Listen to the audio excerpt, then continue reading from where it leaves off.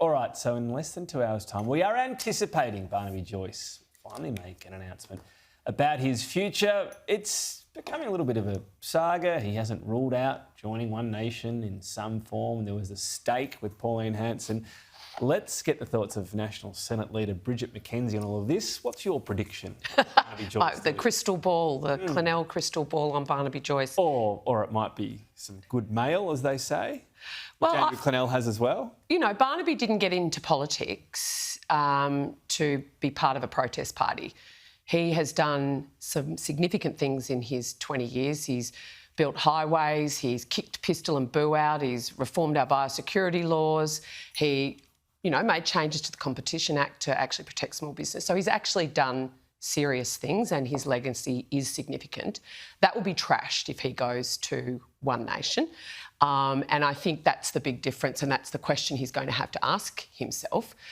Does he want to be part of a party of government to get things done on behalf of particularly the vulnerable in our nation, or join a protest party where you won't be able to do that type of thing? Because, you know, One Nation has a lot to say on issues of concern to many Australians, but they are unable to achieve anything. And so that's the big difference. And knowing Barnaby, he's a man of action and he likes to get stuff done. So I hope he stays in a party of government. So he would trash his own legacy if he leaves?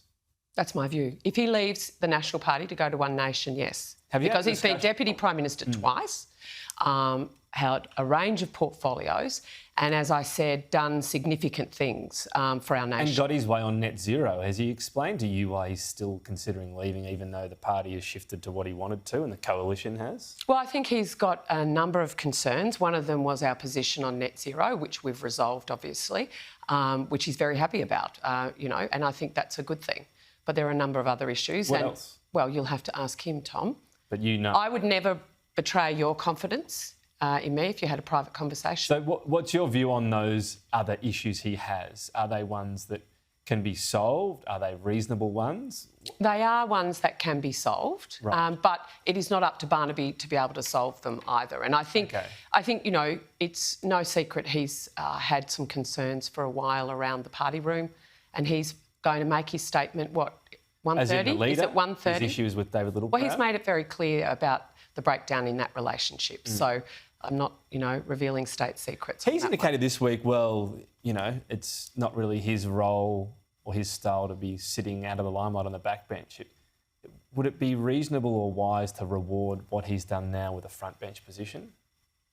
Well, we don't know what he's done now, Tom. We will know when he makes his statement. To say, oh, maybe I'll leave the dinner with Pauline, etc., and essentially a threat to leave, and then go, oh, here's a front bench role. Would that be rewarding someone throwing their toys out of the cot? I haven't had of any discussions in the leadership group about a reshuffle of David Littleproud's front bench. So if that's one of his key indicators, it's a question of too bad. Well, you're the one making that assumption. Well, Tom, I'm asking not me. It would be a and I've said I'm not going to the details. I think Barnaby's made it very clear that his relationship with David is a huge issue for him, and our position on net zero.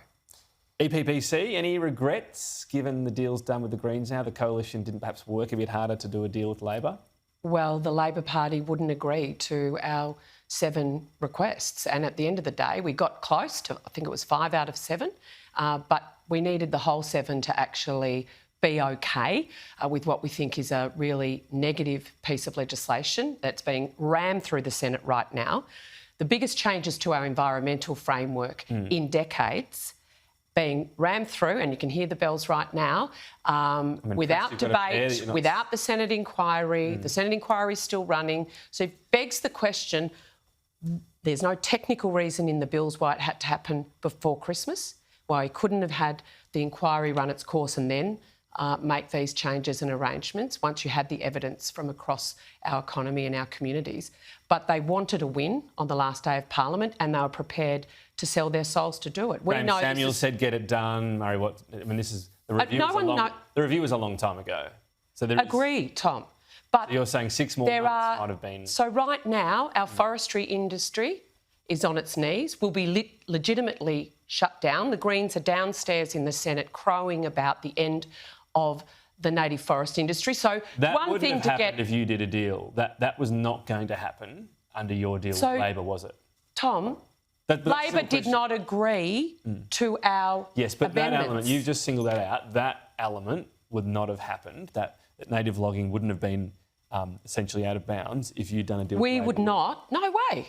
We're not trashing our forestry industry. Yeah, you but know that's that what I'm housing saying. target, it requires a lot of timber and it takes, What I'm saying is 20 years for a tree to grow. The deal on the table with Labor with you would not have had that. There was no deal on the table. Let me be really clear. There was no deal. There was no deal on the table because our bare minimum red lines were 7 issues. But if you took what Labor was offering, there would not have been that change to native logging, would there? Tom, we went and said this is the bare minimum where we can join you, and they refused to meet us there. I understand that, but the question I'm saying is... Well, it's a like what? I'll take one arm, don't take two. We came to what we gave a very honest and upfront negotiation. These are our red lines, and they would refuse to meet us there. And so that's their decision. This is on the Labor Party's head. It's also a decision. This is on the Labor Party's head. Here's 7, we'll give you 5. This is what happens in negotiation. You don't always get everything you want. So my point is... Well, my ambit claim would have been get rid of the moratorium on nuclear, and that's the amendment I'll be moving to the EPBC Act this afternoon. Okay. And so that is the ambit claim. Where you actually get to in a negotiation is your red lines. And your we had 7, and business, mining community, farming community are appalled at this outcome, and they would have been appalled had we not agreed, been able to get the 7 out of the 7. And we couldn't. Labor wouldn't meet us there. We will see their reaction. They haven't been impressed with what's announced, but I'm not sure they've necessarily commented on the 5 out of 7, etc. So we'll see. Quickly, if that makes sense. Yeah, we will see, Tom. Energy rebate, should that stay? I think Australians are struggling with the rising power costs under Labor's net zero by 2050, and it's only right and just that we help Australians, particularly now that given Labor can't control their spending, we're going to see potentially rate rises, definitely not going down, and inflation continuing to increase. So give it another year? Pressures are getting higher, and we need to provide relief to Australians. And that's a good way of doing it? Before an election. And that's a good way of doing it? I look forward to seeing a proposal to shadow cabinet.